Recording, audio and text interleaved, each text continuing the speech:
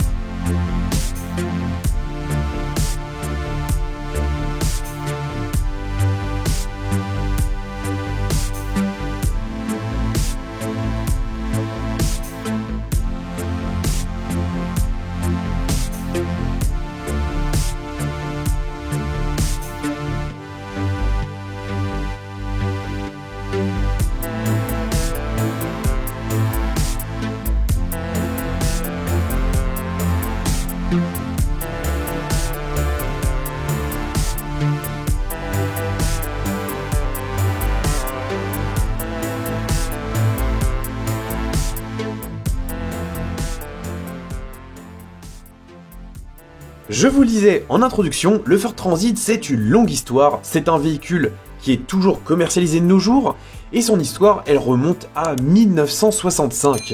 Ouais, ça fait quand même un sacré bout de temps. En 1965, le Transit il ressemblait à ça. À l'époque déjà, on avait quand même plusieurs carrosseries disponibles, notamment la version utilitaire, mais également une version mini-car, et il y avait plein d'agencements qui étaient possibles. Particularité de ce modèle, on était typiquement dans le style des années 60 avec un capot qui était bien dessiné et pour le coup une cellule arrière qui faisait un petit peu rajouter, il faut bien le reconnaître. Ce transit là c'était le Transit 1 MK1. Ensuite en 1978 on a eu le Transit 1 MK2 qui était nommé tout simplement le Transit de première génération mais en phase 2, donc le Transit MK2. Ce modèle là était tout simplement, entre guillemets, une grosse modernisation de l'opus précédent. Le Transit MK2, c'est ça. On est donc sur un véhicule beaucoup plus moderne. Alors en Europe, il n'y en a pas eu beaucoup de vendus. La plupart ont quand même été importés. C'était un super bon véhicule, mais par rapport à celui qui a suivi, c'était pas grand chose. En effet, en 1986 précisément, est apparu le Transit de deuxième génération, celui qu'on appelle donc le Transit MK3. Ce coup-ci, on est sur un design beaucoup plus moderne, regardez-le. On a une ligne qui est d'un seul tenant, en fait, le capot moteur est lissé dans la continuité du pare-brise, c'est résolument moderne, et il faut se dire qu'en 1986, cet utilitaire-là, il a vraiment mis un gros coup de boost aux concurrents qui ont dû tout simplement se moderniser à leur tour pour avoir également une ligne tout à fait d'actualité.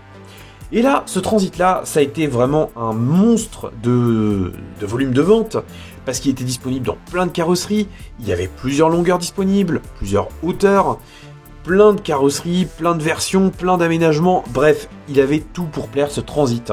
Alors bien sûr, il y a eu des modernisations, et sa carrière, elle a continué jusqu'en 2000. Enfin, pas vraiment.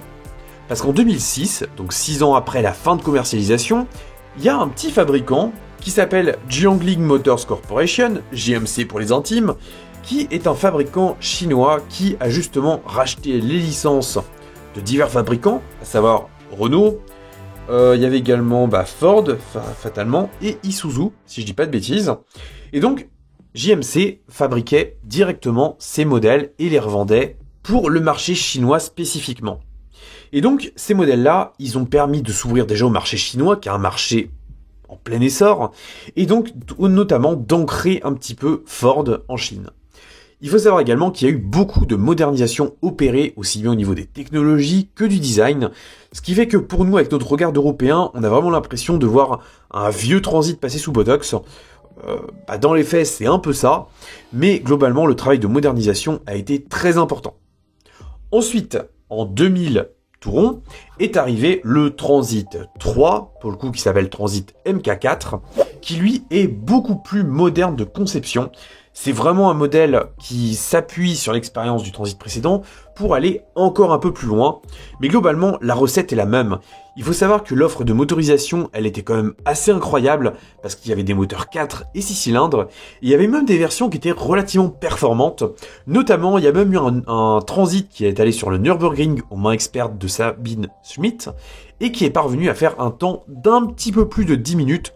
Pour un utilitaire, c'est quand même assez exceptionnel. Et ce Transit-là, il a fini sa carrière en 2013, sauf en Chine, parce que JMC a décidé de poursuivre la carrière de ce Transit qui venait de se périmer en Europe pour sortir une version modernisée. C'est pas encore celui-là.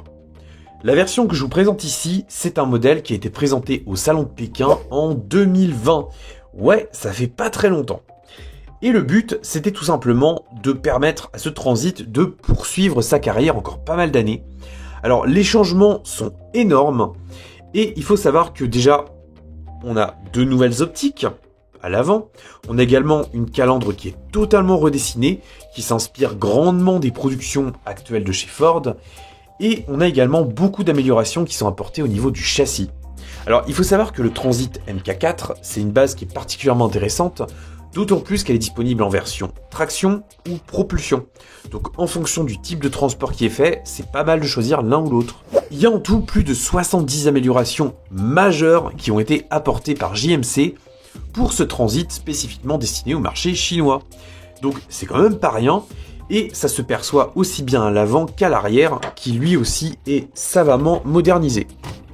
Alors pour ce modèle-là, il y a eu surtout l'axe qui était porté sur les versions de transport de personnes, celles qu'on appelle plus communément les mini-cars, et il y avait la possibilité d'aller jusqu'à 15 places assises à bord. Et justement, il me semble que c'est cette version-là. Ce Transit 3, MK4, ça a également été élu à la fourgonnette internationale de l'année 2001. C'est quand même la preuve que la base était particulièrement réussie. À mon sens, d'ailleurs, le Transit, c'est vraiment l'utilitaire qui a révolutionné le segment. D'ailleurs, si on regarde bien un petit peu cette ligne, on voit bien que la plupart des modèles actuels ont largement repris cette silhouette. Une silhouette relativement classique, mais d'ailleurs, c'est seulement maintenant qu'on commence à avoir un capot moteur qui est un peu plus dessiné pour s'inspirer un petit peu de l'univers de l'automobile. D'ailleurs, à ce sujet, je vous invite à regarder cette fiche où je vous présente le Mercedes Sprinter de dernière génération réalisé par Norev ou un 18e. Là, on est sur un modèle beaucoup plus moderne. Là, on est sur du plus rustique, mais du rustique modernisé. Donc, est-ce qu'on peut encore parler de rustique ? J'en sais rien. Parlons maintenant de la miniature, parce que vous êtes là pour ça également. On est donc sur une miniature réalisée par Podi. Podi, qui avait d'ailleurs réalisé le Ford Transit chinois de 2014. Il ressemblait à ça. On est donc sur un faciès beaucoup plus européen, tandis que là, on est sur une version purement chinoise. Ce faciès-là, vous ne l'avez certainement jamais vu dans la rue, sauf si vous habitez en Chine. Cette miniature Podi, elle est donc relativement récente, elle est sortie il n'y a pas très longtemps, et elle est sortie dans 2 coloris. Ce gris clair qui tend très légèrement vers le beige, et un bleu nuit. Alors personnellement, j'avais commandé le bleu nuit, et j'ai reçu cette version beige. Voilà, bon. Pourquoi pas, je préfère autant celle-là, donc c'est pas plus mal. On est donc sur une miniature Podi, comme je le disais. Podi, c'est un fabricant plutôt milieu de gamme, c'est-à-dire qu'ils ont tendance à favoriser le niveau de détail à la finition. Pour ce modèle-là, je dois reconnaître qu'on est quand même plutôt pas mal. Les ajustements sont relativement satisfaisants. On a des écoutes d'ouvrant qui sont plutôt soignées. C'est relativement propre. Les optiques, elles sont particulièrement réussies. Je dois reconnaître que c'est une vraie prouesse. Et encore, vous n'avez pas vu ce que je vais vous montrer tout à l'heure. On a des détails qui sont plutôt bien. Alors les grilles avant, elles, sont tout simplement non percées. Mais globalement, comme on a sur un avant assez chargé, je trouve qu'on n'y fait pas plus attention que ça. Donc j'ai envie de dire que c'est satisfaisant. On a également un capot qui est nervuré plutôt bien. Une grille d'aération qui est rajoutée assez soigneusement. Les essuie-glaces sont un petit peu épais, mais là encore, je trouve que c'est largement acceptable par rapport aux standards actuels. Le logo Ford est magnifiquement appliqué, Sur la calandre, avec cette nervure-là qui rejoint un phare à l'autre, on a le logo Transit qui est tout simplement embossé. Ça, je trouve ça super sympa. La calandre, quant à elle, elle est réellement percée. Donc ça, c'est vraiment le genre de détail que j'apprécie beaucoup. Ça apporte beaucoup de réalisme. Malheureusement, la finition est très moyenne. On a un jour important en bas et on voit bien que tout n'est pas très égal. Bon, encore une fois, on va se concentrer sur la vision d'ensemble et la vision d'ensemble est quand même très bonne. Je vous le disais, Pody, ils prennent tous les ouvrants possibles et ils les ajoutent sur leur miniature. Donc ça, on en viendra juste après. Au niveau du profil, on a donc un côté gauche qui est dénué de portes coulissantes. On a des jantes qui sont plutôt réussies. Honnêtement, ça a beau ne pas être parfait, je trouve que le résultat est largement convenable. On a également des disques de frein à l'avant. On perçoit que le disque, il bouge en même temps que la jante, ce qui est tout à fait réaliste. Tandis que l'étrier, lui, est en position fixe. Ouf! À l'arrière, c'est un petit peu différent. Alors, je suis surpris de découvrir des freins à tambour, mais il faut croire que ça devait être d'origine, parce que sinon, ils ne l'auraient pas mis. La silhouette est très réussie. Ce que j'aime bien, c'est qu'ils ont mis des fenêtres qui sont teintées. Donc là, pour le coup, on est vraiment sur le transport de personnes avec discrétion. C'est sympa. L'ajustement d'ouvrant là est plutôt bon, même si on voit bien que la porte n'a pas été découpée parfaitement. Encore une fois, Pody, ils font des progrès, mais ils ont toujours des lacunes sur la finition. Même si ça s'améliore à chaque modèle, je trouve qu'il y a encore moyen d'aller encore un petit peu plus loin. Donc c'est de bonnes pistes d'amélioration. On a des rétroviseurs qui sont dépliables et repliables. Ça, c'est vraiment sympa. Inutile, mais sympa. Le logo Transit qui apparaît sur le bas des portes. D'ailleurs, j'ai toujours trouvé ça super sympa, ce masque. C'est un petit gimmick qui a été repris de la génération précédente et qui permet d'élargir visuellement la surface vitrée. Je trouve ça super réussi. Le logo LX qui correspond à la finition, dont je voulais vous parler, mais dont j'ai oublié de faire les recherches. C'est pas très malin de ma part. Ensuite, on a les vitres qui sont bien séparées en fonction des cellules. Alors, il faut savoir que le Transit est disponible en plusieurs carrosseries différentes. Donc en fait, on a ce panneau-là qui est le panneau standard. Et ensuite, on a la cellule arrière qui est tout simplement plus ou moins longue en fonction des versions. Ici, je pense qu'on est sur une version longue, mais pas trop non plus. Parce qu'en fait, on voit bien que là, la vitre, il y a une séparation ici. Donc, à mon avis, la version courte, elle s'arrête là. Tandis que nous, on a une version qui est légèrement rallongée. Ça permet de rajouter quelques sièges à l'intérieur. Mais ça, on en reparle après. Je vais continuer avec le deuxième côté latéral. On est donc sur un côté qui se distingue par sa porte latérale coulissante. Là encore, les ajustements sont plutôt bons. On a un petit logo ici qui est l'indication de la norme anti-pollution. Parce qu'il faut savoir que la Chine a longtemps été en retard à ce sujet-là.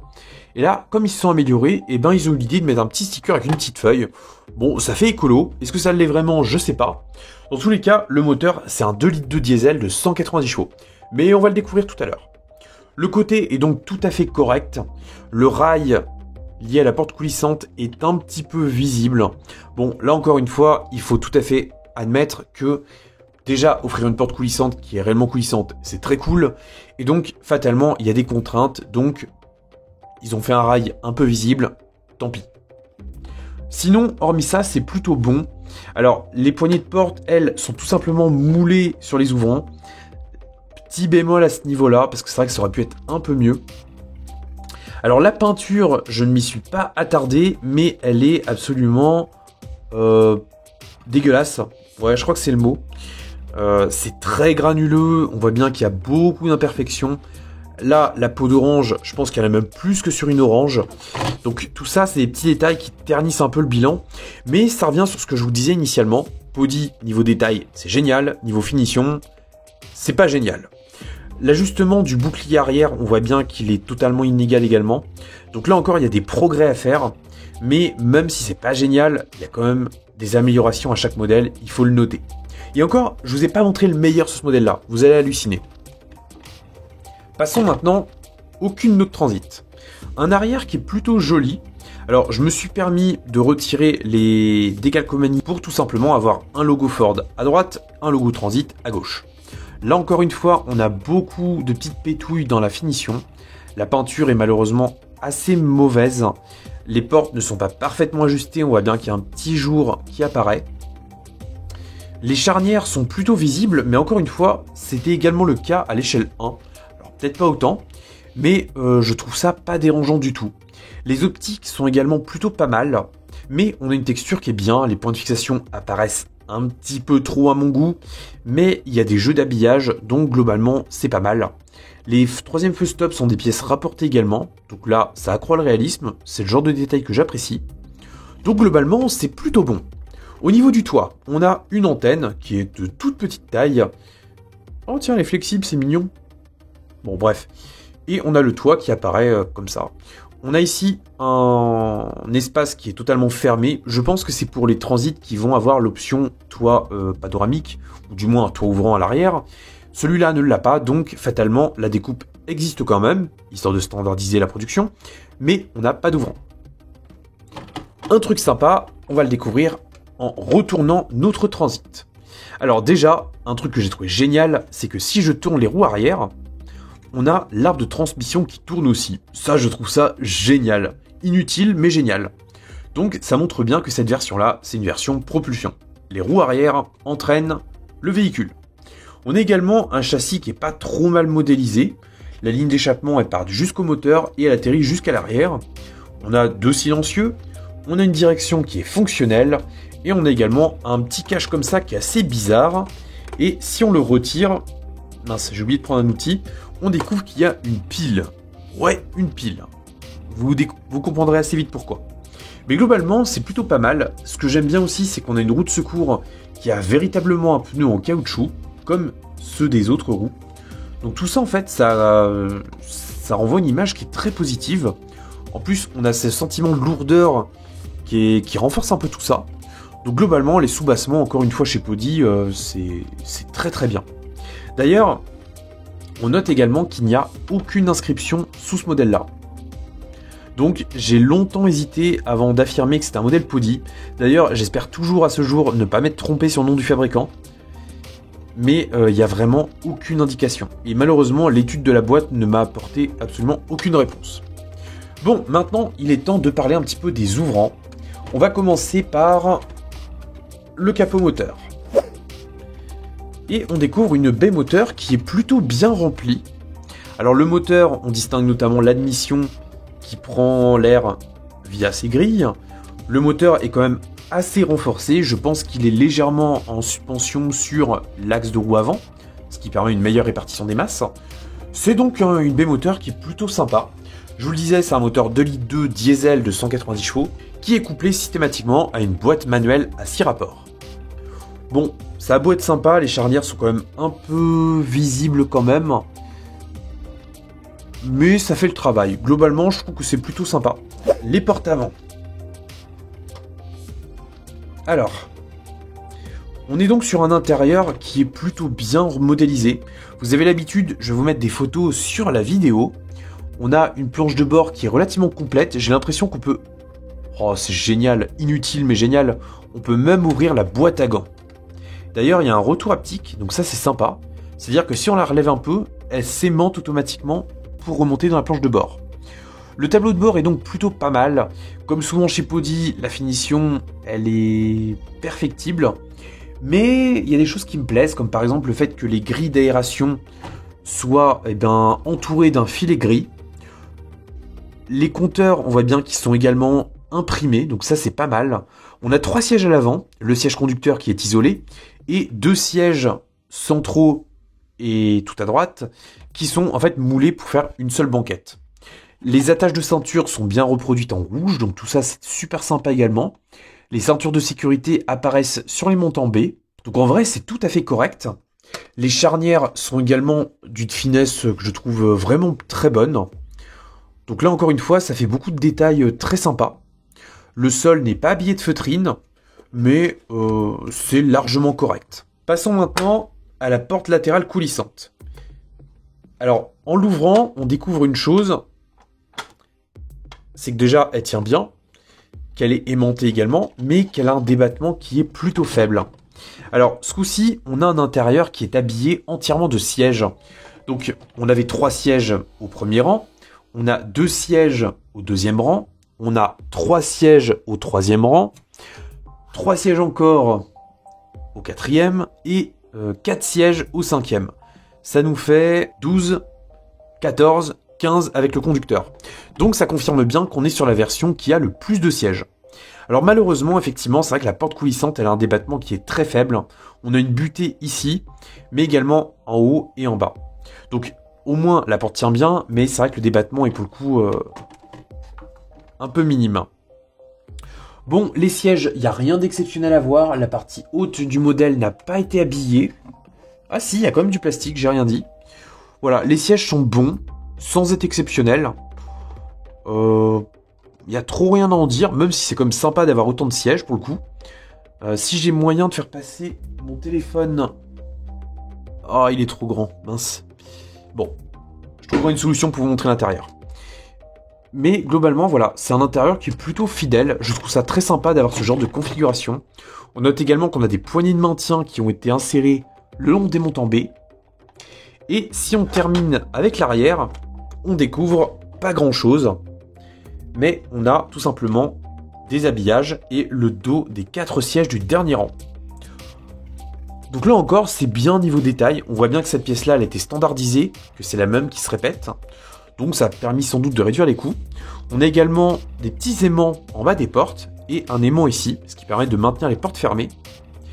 Et il est temps maintenant de vous présenter la chose qui m'a fait craquer sur cette miniature. Regardez. Ah, ça y est, il fait nuit. J'ouvre la porte, conducteur, et il va se passer quelque chose de magique. Voilà. On a les phares qui s'allument. Ça, c'est quand même le genre de détail que j'adore. On a également les feux arrière qui s'allument aussi. Et on a les fonds de compteurs qui également, à leur tour, s'allument. Donc on a les compteurs numériques qui s'allument, mais également l'écran tactile central, avec certainement le système Sync 3 de Ford. Je trouve ça super sympa en vrai, c'est vraiment le genre de détail que j'adore. Et donc voilà, ça permet en fait d'accroître le réalisme. Alors, les phares et les feux, je les ai allumés simplement en ouvrant la porte conducteur, c'est tout, rien de plus. C'est relié à la pile et en gros, il y a un petit capteur qui est situé dans la charnière, ce qui fait que dès que la porte est ouverte, ça allume automatiquement les feux. Alors parfois, il y a un petit faux contact, mais globalement, je trouve ça purement génial. Pour une miniature de ce prix-là, avoir autant de fonctionnalités, c'est vraiment fabuleux. Bon, il est temps pour moi de clôturer cette vidéo, je pense que j'ai déjà beaucoup parlé. Qu'est-ce que je peux vous en dire? Déjà, ce Ford Transit-là, il est réussi. Oui, effectivement, la finition pourrait être meilleure. Malheureusement, avec Podi, on est habitué. On sait qu'on va avoir une miniature avec beaucoup de détails, beaucoup d'ouvrants, mais toujours malheureusement une finition qui est un petit peu en retrait. C'est le cas ici, je le regrette un peu, mais quand je vais vous dire le prix, je pense que vous allez quand même avoir envie de l'acheter, ou peut-être du moins. Le prix de vente, en fait, il varie assez en fonction d'AliExpress, parce que c'est là où on s'approvisionne le plus facilement. Moi, je l'ai payé 60 € frais de port inclus, ce qui est un prix vraiment imbattable. Globalement, on le trouve plus souvent entre 80 et 120 € frais de port inclus. Je trouve quand même qu'à ce prix-là, c'est plutôt correct. Maintenant, mon interrogation, c'est comment cette miniature va vieillir. J'arrive pas trop à savoir si c'est un problème de peinture qui a été très mal appliqué ou si c'est malheureusement un début de peste du Zamac. Je pencherais quand même plus pour une peinture de mauvaise qualité, ce qui est quand même triste, mais quand même plutôt rassurant pour la durée de vie de cette miniature. Sur ce, j'espère en tout cas que cette petite vidéo vous aura plu. J'ai pris beaucoup de plaisir à la faire. On approche de la 100e revue. C'est assez incroyable. Sur ce, prenez soin de vous et de votre famille. Conduisez pas comme des pirates, surtout en ville. Et bye bye. Ouais, ça passe.